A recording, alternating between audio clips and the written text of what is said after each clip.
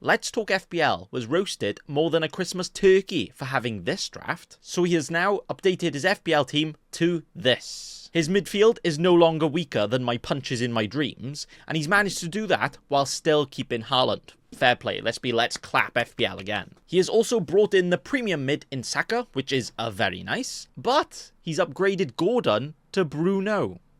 As every deluded Man United fan tries to convince himself that he's still good at value in FPL, but he's not, so that is not very nice. He's also downgraded Trent to Virgil van Dijk, which personally, I'm not even sure I'd pay 5 million for Van Dijk these days, so I think that pick is a bit unlucky, proper casual on that one. But overall though, the team has a much better structure from last time, and isn't too bad for a Haaland draft.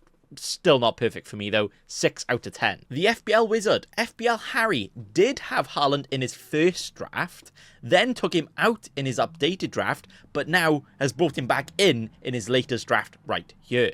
Some say he's changing his mind more than girls change clothes. Not my words, Katy Perry's. Shout out to her. To fit in the 15 million robot up top, he has now only got one premium midfielder in Salah, along with a very cheap midfield next to him to accommodate that. He, like other content creators, have also seemed to prioritise the likes of Trent over a better midfield, which personally, I think that decision is going to end up being very wibbly-wobbly and is going to end up in one big boy unlucky. His team, though, is still decent, as when you squeeze in a Salah and a Haaland, you have to make sacrifices somewhere, and to be fair, he still managed to have a nice team around that. But unfortunately, I think I will sacrifice a few team ratings for some of those picks, so I'm going to give a 6 out of 10 again. I've looked at my own cheat sheet and found one of the most analytical FPL managers out there. This is FPL Fran with his latest draft. The FPL models and spreadsheet merchants who solely rely on stats have teams that look very, very similar to this, with some picks that are just the same in all of them. Trent is very highly rated in all of the FPL AIs, as the only historical data is in a Klopp system, and, you know, he's done pretty well in that. But he's no longer in a Klopp system, he's in a slot system, and we have no idea how he's going to slot in, so Trent's projections there are just not accurate at all, but everybody seems to think he's, like, the best pick ever. Not sure about that. And players like Bruno and Armstrong here are rated very highly on all of the AIs as well, just because they have those 90 minutes and penalties locked down. However, Bruno is the definition of a red devil in FPL, where he hasn't converted his football numbers to FPL numbers for a very long time. And if you've ever had the displeasure of seeing how a Russell Martin team plays, like I unfortunately did when he managed my team Swansea for 2 years, you'll see him and Southampton will definitely struggle to score goals in the Premier League, and he right there is just a stats pick based on championship stats, not even Premier League stats, and is not an eye test or FPL related pick. I don't think he's good at all. Overall though, it's not a too bad team, but I think it just goes to show you that you kind of need to find the right balance between stats, ball knowledge and eye test, as it's almost there, but I think this leans slightly too heavy into stats. But hey, Fran finished 437th in the world last year, so, you know, it just goes to show you all the different ways of playing FPL. I'm going to give this team a 6 out of 10. If you're looking for some FPL tips on a slightly different FPL team, FPL Tips here is the place to look, as his team here not only has Haaland and Salah, but he's also somehow managed to squeeze a Son in here as well. Wow. To do that, though, he has become a proper pre-season merchant,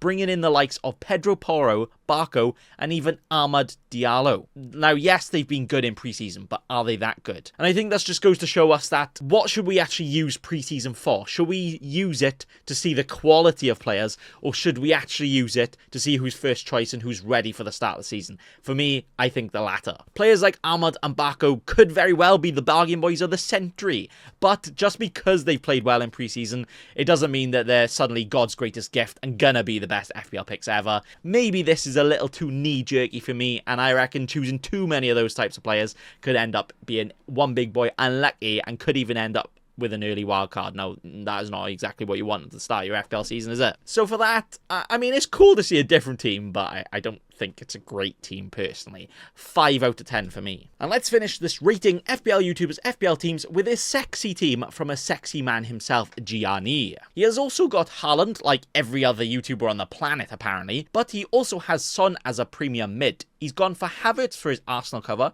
Nkunku for his Chelsea cover, and also a Trent in defence for, I guess, Liverpool attacking cover if he's still attacking. And in terms of Haaland drafts and how they go and the structure, this one right here is actually one of the most balanced ones I've seen and isn't really missing out on too much. He's got a little bit of everything. He's not relying on bargain boysies. He's not knee-jerk too heavy over pre-season.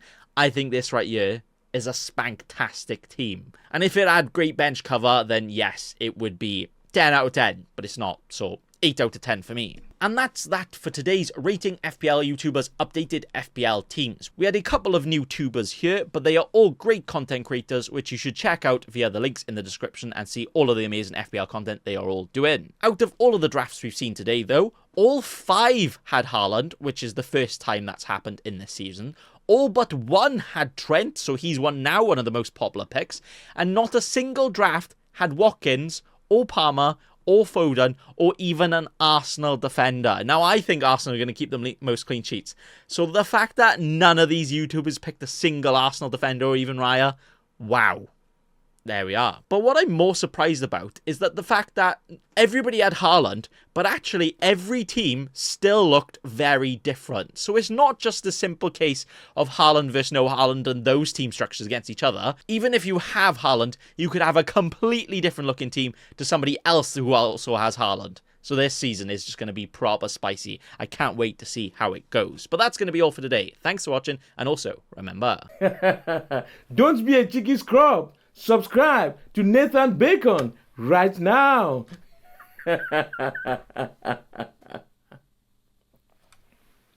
Don't let your memes be dreams.